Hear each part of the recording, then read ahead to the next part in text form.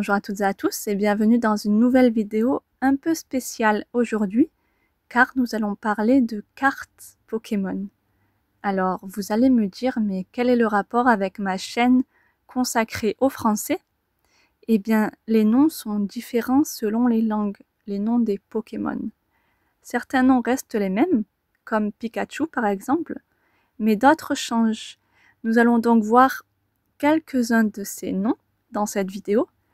Ce sont des cartes donc de toute génération que j'ai eues quand j'étais petite, mais d'autres que je viens d'acheter récemment. Nous allons donc en voir quelques-unes avec leur nom français et leur signification.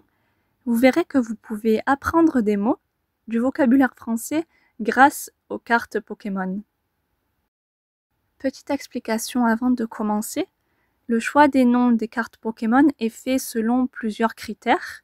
Donc il y a la culture du pays, les références culturelles par exemple que les Français auront mais que les Japonais n'auront pas par exemple avec les cartes françaises. Il y a aussi la langue et la prononciation pour que les noms fassent sens. Les jeux de mots également avec la sonorité parfois, les références scientifiques et aussi la combinaison de mots. Et d'ailleurs, les cartes que nous allons voir dans cette vidéo sont principalement constituées de ces combinaisons de mots. Donc c'est parti, voyons ça tous ensemble.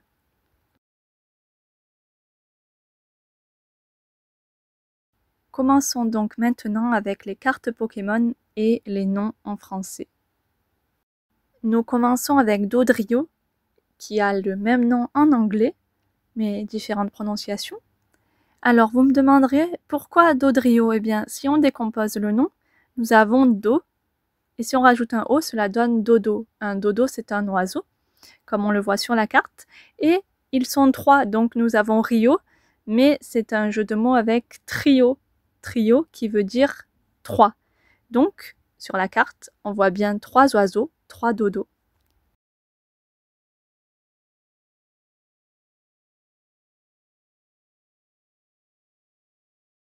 Continuons avec Bulbizarre, qui a un nom différent en anglais, comme vous pouvez le voir. Alors, Bulbizarre est constitué de bulbes. Donc, selon le dictionnaire Larousse, un bulbe, je cite, est un organe végétal souterrain. Et comme on peut le voir sur la carte, il ressemble un peu à un oignon. Et on a avec bulbe, bizarre. Bizarre signifie étrange.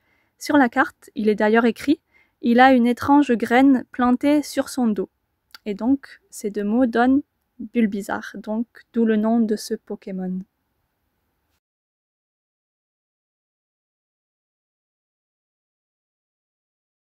Notre troisième Pokémon du jour s'appelle Rondoudou en français, donc un nom différent en anglais.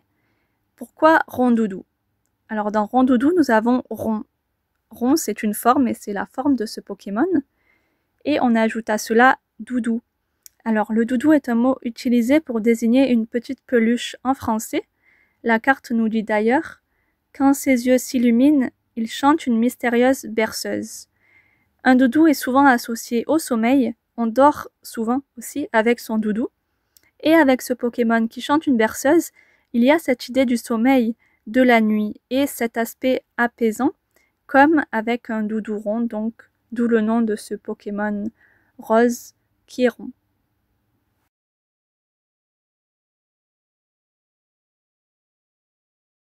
Passons maintenant à Aspico, qui a un nom différent en anglais aussi. Alors, dans Aspico, on entend asticot. Un asticot en français est un petit insecte qui n'a pas très bonne réputation, car on le trouve généralement à côté de déchets ou de nourriture qui se décompose.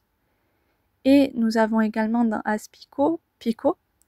Un pico, c'est une petite pointe ou un petit pic. On l'entend d'ailleurs dans Pico, pic. Sur l'image d'ailleurs, on voit ce petit pico, ce petit pic sur sa tête.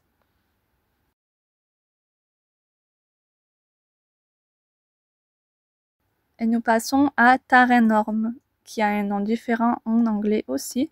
Donc, ce Pokémon, le nom de ce Pokémon en tout cas est composé de Tarin. Le Tarin est un autre nom pour désigner le nez. Alors attention, c'est un peu familier et très péjoratif, donc négatif. Et norme, j'imagine que c'est pour signifier énorme. Et sur la carte, on voit bien que c'est un gros nez, un gros tarin, un énorme nez.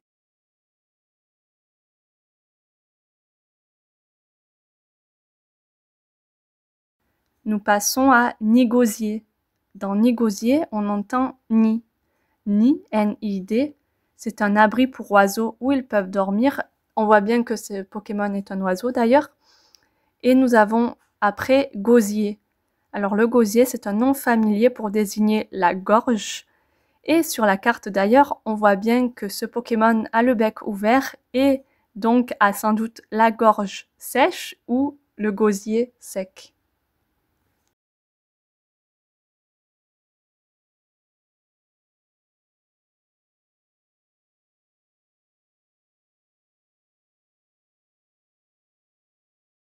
Nous passons maintenant à Funessir. Son nom en anglais est différent.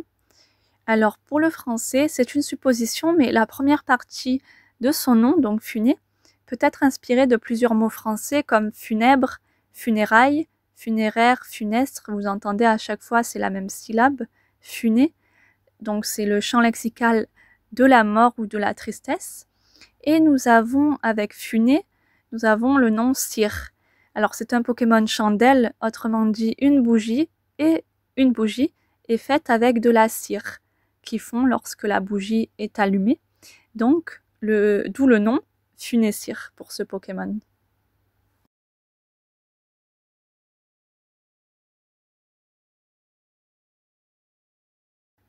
Alors nous passons à trépassable avec un nom différent en anglais. Dans trépassable, nous entendons trépasser. C'est un verbe et qui signifie mourir. La carte nous dit d'ailleurs il aspire l'énergie vitale de ses victimes jusqu'à les dessécher, etc. Donc la mort. Et avec trépassé, nous avons le sable, trépassable. Et vous voyez que c'est un Pokémon, château de sable. Donc ça fait sens puisque il tue ses ennemis et il est fait de sable, donc trépassable.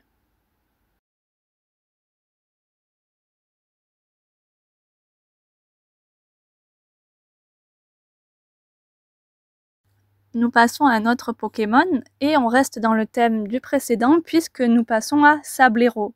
Alors vous entendez sable, Sablero. Donc nous avons sable et on ajoute à cela blaireau. Donc c'est un animal. Mais je ne sais pas personnellement s'il ressemble à un blaireau, ce Pokémon. Je dirais plus à un hérisson. Mais c'est le choix qu'a été fait, ce nom, Sablero. Voilà.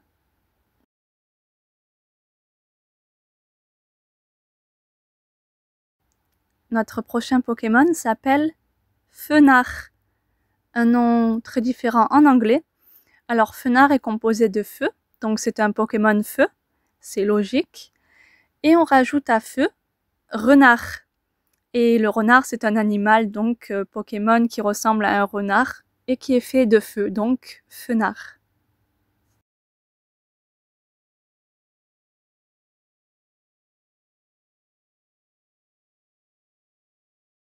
Nous passons à Croix-Poral, qui a un nom différent aussi en anglais. Et dans Croix-Poral, on entend croix, c'est un bruit émis par les grenouilles ou les crapauds. Donc croix, ça vient aussi du verbe croasser. Et dans Croix-Poral, on a caporal. Caporal, c'est un grade militaire, donc j'imagine que l'inspiration du nom vient aussi de l'anglais, qui est frogadier. Donc dans frogadier, on entend frog, c'est grenouille, et gadier, brigadier, aussi un grade dans l'armée. Et je pense qu'ils se sont également inspirés de la sonorité. Dans croix-poral, on entend le mot crapaud, croix, crapaud en français. Et ce Pokémon est un crapaud comme on peut le voir sur la carte. Notre Pokémon suivant s'appelle Poisson-Roi. Alors dans Poisson-Roi, on entend poisson, qui est un animal aquatique, plus roi. Mais il est écrit en ancien français, vous voyez avec le Y à la fin. Et un roi, c'est quelqu'un qui exerce un pouvoir souverain et qui gouverne un endroit, une place, un royaume, un pays, etc.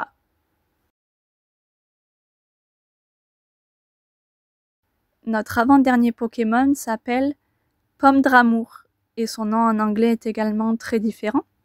Alors dans pomme d'amour, on entend pomme d'amour. Et une pomme d'amour est une confiserie faite avec une pomme que l'on recouvre de sucre caramélisé. Et on le voit très bien également sur l'image. Cette pomme d'amour est aussi fixée sur un petit bâton de bois, et d'où le nom pomme d'amour pour ce Pokémon.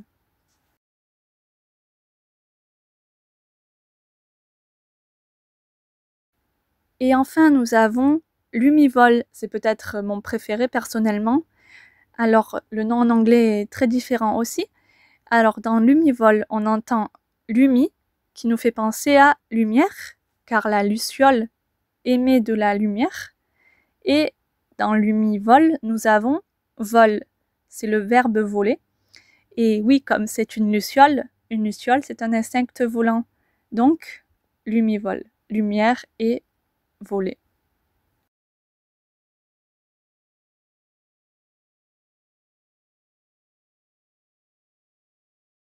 Pour finir cette vidéo, voyons un petit résumé des mots appris grâce à ces cartes Pokémon. Dodo, qui est un oiseau. Trio, qui veut dire 3. Bulbe, qui est un organe végétal souterrain ressemblant à un oignon. Bizarre, qui est synonyme d'étrange. Rond, qui a la forme d'un cercle. Doudou, qui est une peluche apaisante souvent utilisée pour dormir. Asticot, c'est un petit insecte que l'on retrouve près des déchets ou de nourriture en décomposition. Un picot, qui est une sorte de pic, de pointe.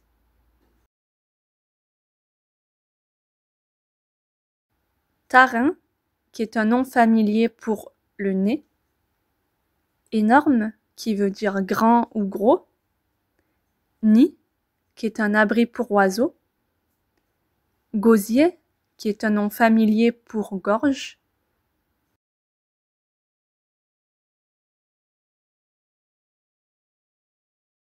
Funé, donc c'est la racine d'un mot que l'on retrouve souvent dans funeste, funérailles, etc. Donc des mots liés à la mort.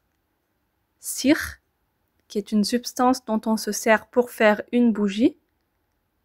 Trépasser, c'est un verbe de registre plutôt soutenu qui signifie mourir. Sable, ce sont des petits grains que l'on retrouve sur une plage, par exemple.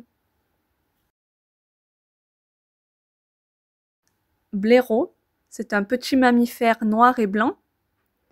Feu, c'est un des éléments naturels. Renard, un petit mammifère roux cette fois-ci. Caporal, c'est un grade militaire.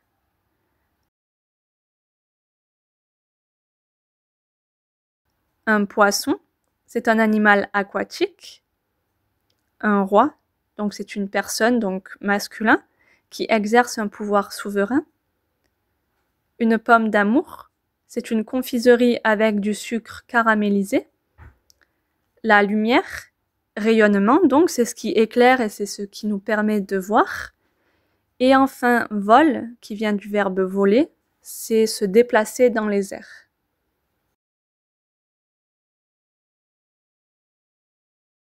Et bien voilà, nous avons vu quelques traductions françaises des noms de cartes Pokémon. Vous avez également vu que dans la plupart du temps, les significations font sens. Vous avez d'ailleurs peut-être appris de nouveaux mots en français grâce à ces cartes. Alors dites-moi, dans votre langue, quel est le nom de ces cartes et ont-elles aussi une signification? Dites-moi tout en commentaire. Et dites-moi si cette vidéo vous a intéressé, si vous en voudriez d'autres comme celle-ci. Quant à moi, je vous retrouve très bientôt pour des shorts, donc des courtes vidéos, mais également des vidéos un peu plus longues comme celle-là. On se retrouve très bientôt sur Love French. À bientôt!